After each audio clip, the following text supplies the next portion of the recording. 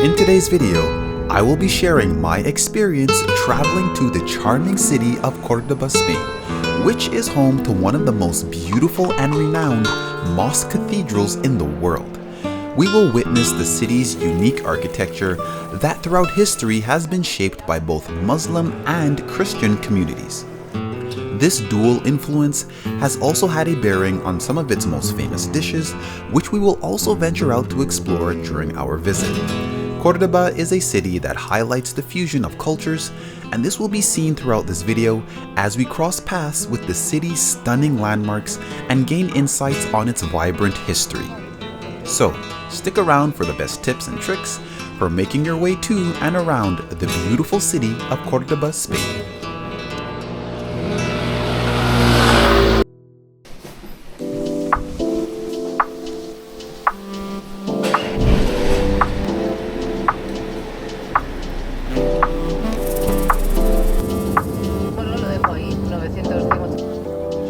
Before the sun was even up, we hit the road to be able to board an early morning high-speed train leaving from Malaga City and making its way north towards Cordoba.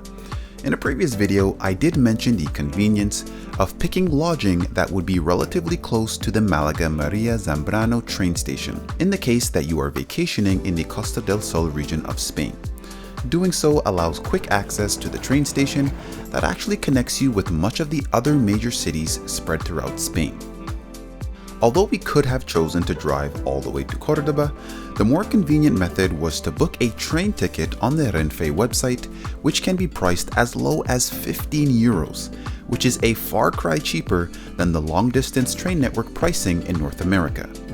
Not only this, driving to Cordoba from Malaga City would be a 2-hour drive on a good day, versus a 55-minute train ride on the high-speed network that can reach impressive speeds of up to 315 kilometers an hour.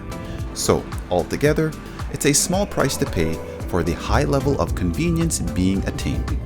Another tidbit of information to be aware of is the fact that there are available train rides that can accommodate pets weighing below 40 kilograms. For additional information, I will simply leave a link to the train booking website down below in the description section of this video. We hit the road fairly early, so we have a fairly early train ride. It's going to be a train ride that's going to be on a super high-speed train. The train can reach up to 310 kilometers an hour, which I believe is something like 193 miles per hour, which is fairly quick. So from here to Cordoba is roughly 1 hour using this train. So I think this might be the train that we're going to be taking. It's actually my first time going on a high-speed train, so looking forward to see what this experience is going to be like. And I'm going to bring you guys along and let you guys know what my opinions are on this.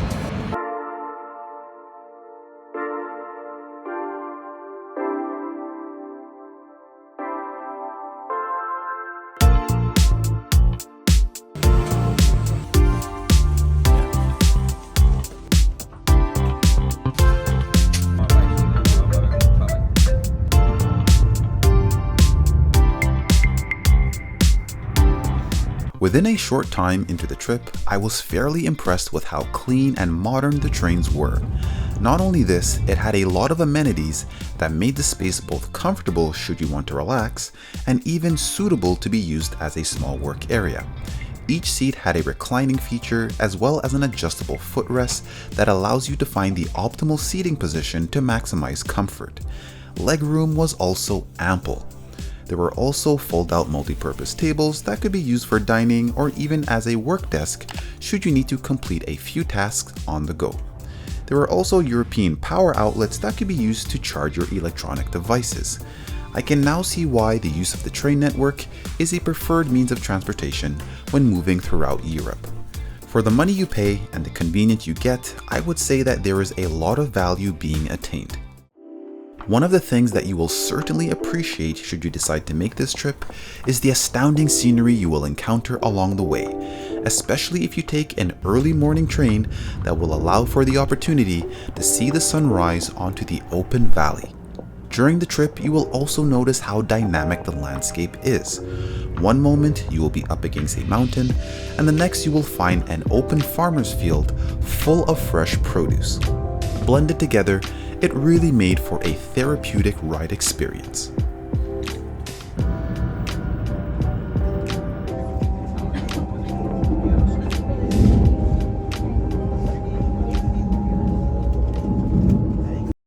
In a relatively short time, we arrived to the city of Cordoba. Interestingly enough, one of the things that I immediately noticed upon exiting the train was the drop in temperature despite only being a 2-hour drive north of Malaga City. Something that I immediately noticed though is that when we left, the temperature was around 15 degrees. Right now it's around 6. So it's about a 2.5-hour drive north, so it's somewhat colder. So if you do come here during the winter season, be sure to have a winter coat or a sweater to keep you guys warm.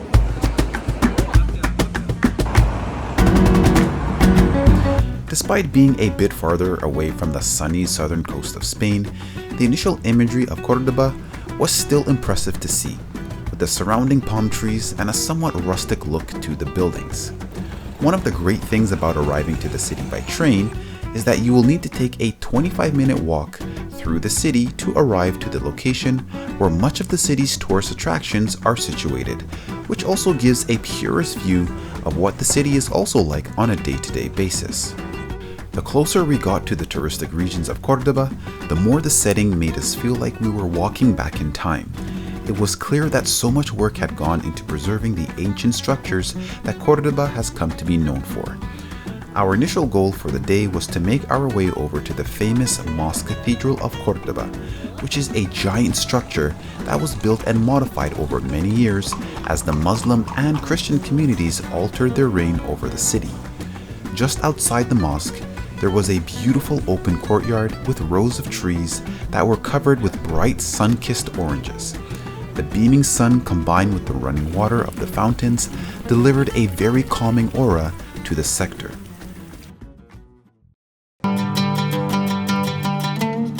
The space seemed to almost beckon you over to the main entrance that would lead to the interior of the notorious mosque.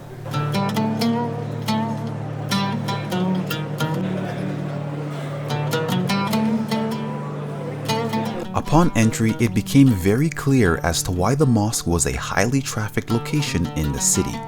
The interior design was truly stunning to see, up close and in person. Throughout, there were many rows of tall pillars that supported countless overhead arches. It's estimated that there are 850 columns spread throughout the structure.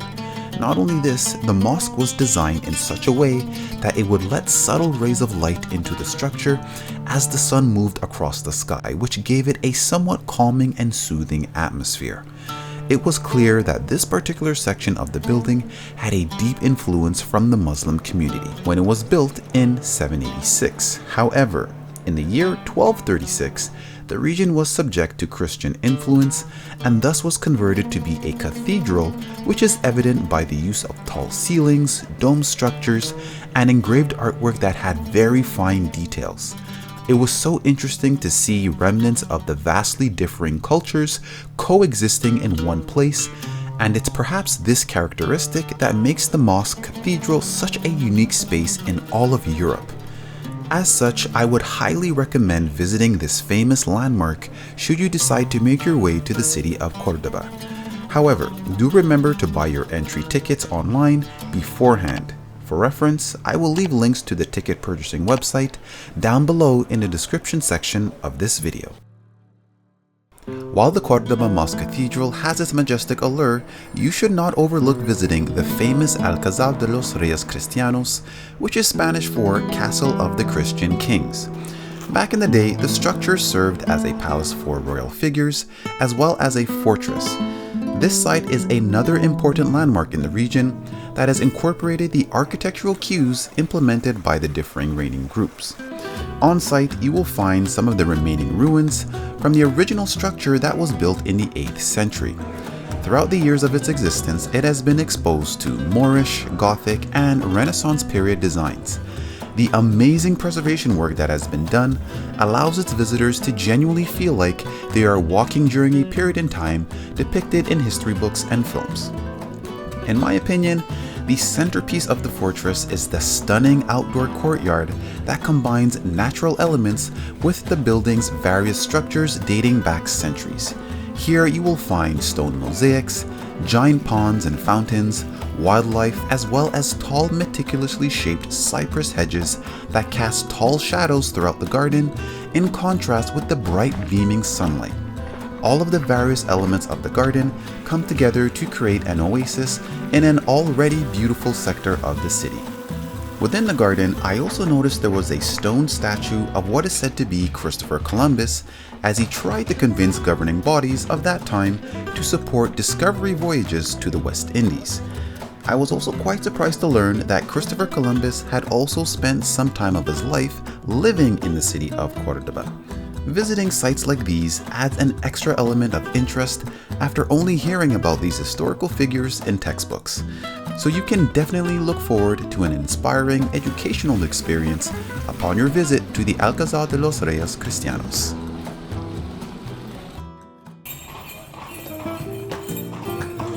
With all of the steps that we were accumulating throughout the day, we began to build up an appetite. We had gotten a recommendation to visit a nearby Spanish restaurant that was fairly popular in the region. To make our way there, we would have to cross the famous Cordoba Roman bridge that was first built in the 1st century. In its current state, the bridge measures 247 meters long and 9 meters high, and passes over the Guadalquivir River that passes through the city of Cordoba. Under the bridge has a grand total of 16 arches, which makes the structure extremely stable. And as a fun fact, the Cordoba Roman Bridge doubles as the Long Bridge of Atlantis as seen in the Game of Thrones TV series. So, if the bridge does look familiar to you and you're a fan of the TV series, then this might be why. At the south end of the bridge is the CALAHORRA Tower of Cordoba, which was used as a defensive fortress back in the day. Today, however, this tower is used as a museum to demonstrate to the public the importance of the city of Cordoba throughout history. When we arrived to the recommended restaurant, Bar Miguelito, there was a long lineup of people waiting to be served, which is probably a good indication of what we should expect from the quality of food. The restaurant is one that has been around for 80 years, and as such, the restaurant has become well known in the region. After a short wait, we were eventually seated at the outdoor terrace, which I didn't mind as the weather was perfect for an outdoor meal. We started our order with a few appetizers that included a variety of fried seafood, namely fried calamari, shrimp, and breaded grouper, which all had great textures and flavors, which is expected from a region so close to the Mediterranean Sea. Strangely, on the menu, there was also a Russian potato salad that had carrots, tuna, eggs, and mayonnaise. The flavor-rich meal also came with breadsticks that we could dip into the salad. Overall, I would say that the combination of the fresh ingredients made for a very satisfying and tasty meal. A famous plate that the city of Cordoba is specifically known for is the flamenquin, which is made with slices of serrano ham that is a Spanish-style slow-aged ham that is cured with sea salt. This protein is then wrapped in pieces of pork loin, coated in breadcrumb batter. So, if you want to experience a plate that is native to the city of Cordoba, this definitely would be the one to try off of their menu. Throughout the city, you will find many interesting Spanish-themed shops that feature souvenirs that would be great take-home items to commemorate your trip to the famous city. Here, you will find an assortment of magnets, figurines, colorful plates, as well as traditional Spanish clothing. It's a great way to get an insight into the traditional Spanish culture as you browse through household items that have taken on its own character through the local influences. Now, I must admit that this next location was a little unusual for me, but upon doing some research, I learned that many in the area are familiar with secluded convent houses where nuns are able to sell a variety of delicious pastries without revealing their identities. We were fortunate enough to notice one off a main walkway, so we rang their doorbell and we were let into a small courtyard. There was a small corner section that had a bright display of numerous pastries. The part of this experience that was unusual for me was that there was no one visible to take the order. Instead, you had to speak to a nun behind a small rotational door. You would leave your money on the tray, and then, like magic, your order would spin out from behind the wall. Whatever baking techniques they were using behind that door certainly made for a great eating experience, as we took an order of powdered donuts. Although the experience was not something I was used to, it was something that I ended up enjoying, and as such, I would recommend you adding it to your list of places to visit during your stay in the city. After spending a day in the city of Cordoba, the sun eventually started to set, and we made our way back to the downtown sector, where there was an ongoing Christmas festival. The streets were crowded as bystanders watched performances and waited for the anticipated light show to begin. The city was completely strung up with Christmas lights, which actually made me feel more festive despite there being a lack of snow. Something that I also saw for the very first time after living in North America for so many years were vendors selling chestnuts that were actually roasting on an open fire. I was slowly realizing that the Christmas season in Spain is probably taken a little more seriously when compared to celebrations held in North America, at least from what I have seen and was now experiencing. Before long, the Christmas music started to play, and the light soon followed in synchronicity to the sounds blaring from the surrounding speakers.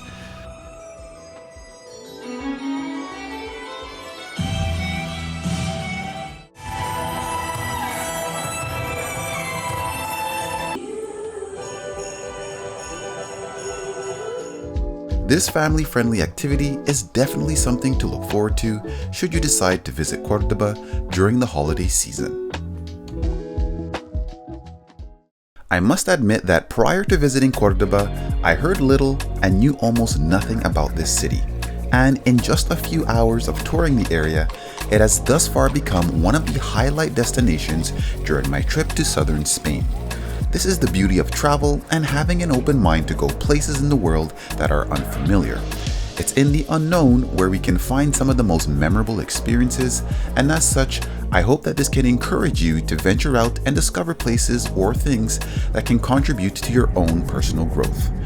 And with that being said, if you found this video to be helpful, please do hit the like and subscribe button, and if you have any comments or questions, please leave them down below in the comment section of this video, as I do enjoy hearing your feedback.